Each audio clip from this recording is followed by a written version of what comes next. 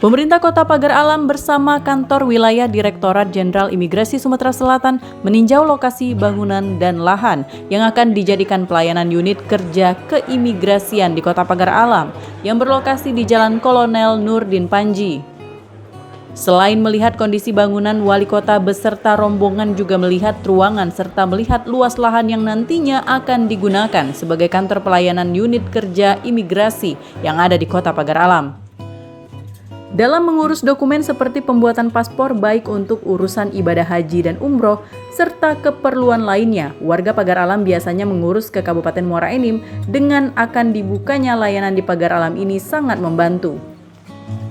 Menurut Kepala Kantor Wilayah Direktorat Imigrasi Sumsel, Gunur Sahat Hamonangan, mengatakan rencana pembentukan pelayanan imigrasi ini merupakan terobosan dari hasil audiensi bersama pemerintah Kota Pagar Alam.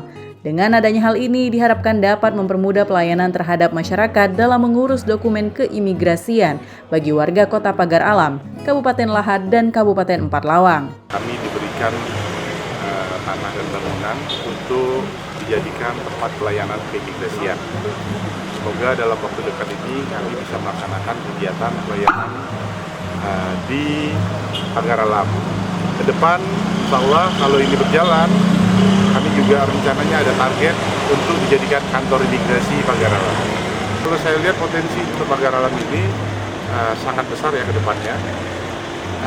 Untuk cakupannya, rencananya itu pasti daerah-daerah sekitar, pasti di bawah Sumatera Selatan, yang mana cakupan yang saya lihat dari pemetaan kami, Pagar Alam itu nanti akan gabungnya itu Lahad dan Empat Lawang.